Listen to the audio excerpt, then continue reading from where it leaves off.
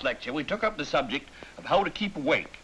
And on looking about me, I noticed that many of you did not seem quite to catch the idea. Today, therefore, we are taking up the subject of how to sleep. And I am hoping for a little better response. Now, in order to make the thing clearer to you, I will take up first the causes of sleep, second, methods of inducing sleep, third, methods of avoiding sleep, and fourth, how to wake up, which is very important. First, causes of sleep. Sleep is induced by the blood leaving the brain, thus.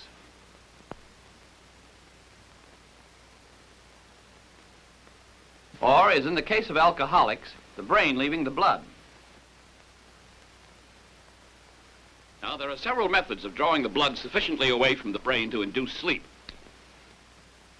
There is, for example, a hot pine bath before retiring. Sprinkle the salts in. Nothing like those old pine needles. Test the bath. Oh, that's a little too hot, I guess. Of course, there's always the alternative method of not taking the hot pine bath. In this case, the man has succeeded only in putting his left foot to sleep. But that's something. A little more each night, and he'll soon be cured of his insomnia. Now, another method is a glass of hot milk just before retiring. Don't forget to put the milk back in the ice box. And, hello, what's this? What do you suppose this is? Cold lobster? Yes, hey, that is cold lobster at that. I'd give it a try. Not bad, not bad. Yeah, I got a little too much that time. Well, that's all for tonight. Up we go. Up. Oh, what's that? Coleslaw? Be done. Coleslaw, yes, sir. Well, now, let's see what else we got here. Let's see. Well, I guess I better use a fork on this. Mm-hmm. Funny these things never tasted like this at dinner. There we go. That's over this side. A little chicken. A little chicken. Get some of that dressing in there. Oh, well, I might as well be comfortable about it. Now, this will fix up that insomnia all right. On the whole, in using the hot milk method, it is better to have the milk brought to you by someone else after you've gotten into bed. We now come to a study of those factors which send the blood to the brain, thereby making sleep impossible. You will notice that the patient is having a little trouble finding a place for his head. This is known as insomnia or chronic pillow inflation. Chief among the methods of keeping blood in the brain is worry. You can worry better sitting up. Worry can be caused by putting your mind on any one thing. No matter what it is, you'll find it easy enough to worry about it in the middle of the night. There's a theory that if you count imaginary sheep jumping over a fence, you'll induce sleep. This has been proven to be a fallacy, as the patient is likely to start worrying about one of the sheep not quite making it. They seem to be running all right now. 1, 2, 3, 3.5, 4, 5, 6. Oh, there they go. I know it, I know it. Now, another thing which keeps the blood in the brain and prevents sleep is noise. Any unaccustomed noise strikes the eardrums and stimulates circulation in the brain. Among the most common of disturbing sounds is the flapping of a window shade. Well, you gotta fix that, I guess. There we go. Get that chair. Go back. Right into there, now fix it all up nice, that's right. Set those pillows down. Try and get a little sleep. There we go. Up today.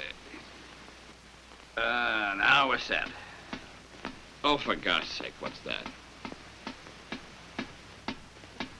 Well, you might as well get up and fix it. Get up and fix it. You won't get any sleep if you don't. Seems as if the guy never got any sleep around here. Now, shut up.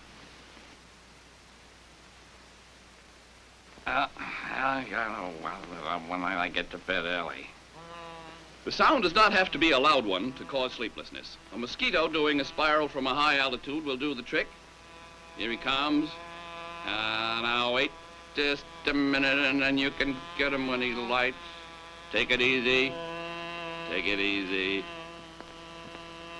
There we go. Well, missed him. Well, try and bite through this, you know. In some forms of sleeplessness, the patient is not only unable to sleep, but is unable to stay in bed. This is known as the leaping jitters, or the 2 o'clock bounce.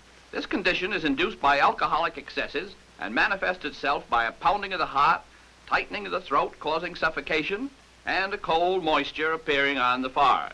If the patient had not indulged his appetites to the detriment of his health, he would not be in this condition, and it is a lesson that all of us should take to heart. Oh, shut up and mind your business. You see, he's in a state of nervous irritability as well as sleeplessness. The only cure for this is not to go to bed at all. Oh, I'll go to bed when I like.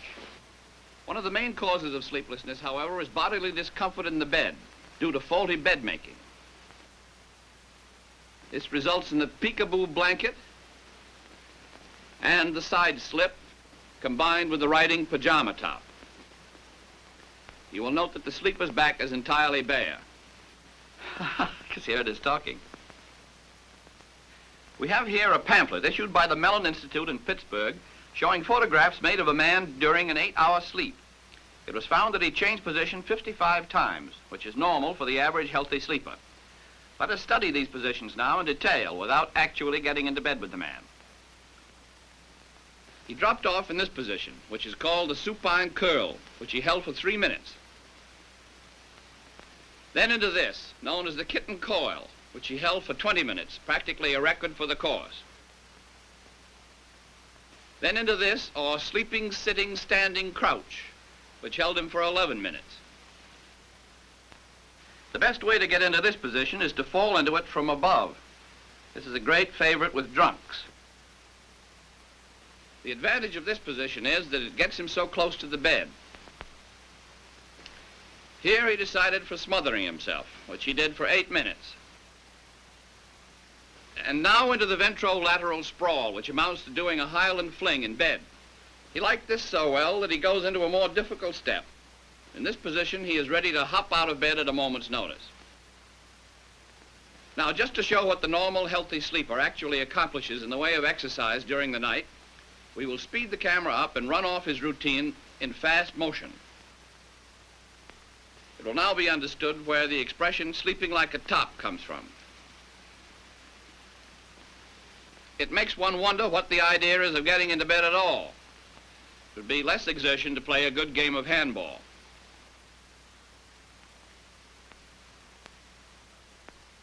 But now let's get back to the poor sleeper. He's dropped off for an hour or so, but pretty soon begins to feel that old thirst creeping up on him. An owl seems to have got into his mouth. What's that? Just nerves, I guess. And then over to figure out the best thing to do. He's running 3 courses over in his mind. To get up and get a drink, to lie there and die of thirst, or to go back to sleep. The last is out of the question. The second would take too long. Oh, he might as well get the drink of water. Now, the point is to walk into the bathroom and back without waking himself up completely. Walk very carefully with the eyes half closed in order not to get the circulation started. Who left that door open? There we go. Now, that glass ought to be right about here. No, oh, pick that safety razor. There we are. Oh. Hold it a little closer. Now, there's no water in that. There's no water in that. Oh, careful, careful. Now. Oh, don't spill it. There we go.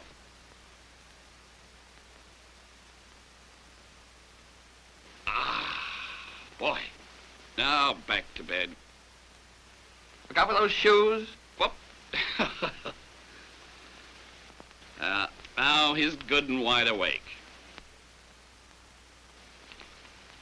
And he stays wide awake until just before it's time for the alarm clock to go off. Then sleep begins to creep up on him. There it goes. There it goes. Slow man. No sense in trying to go to sleep now. That clock's gonna ring.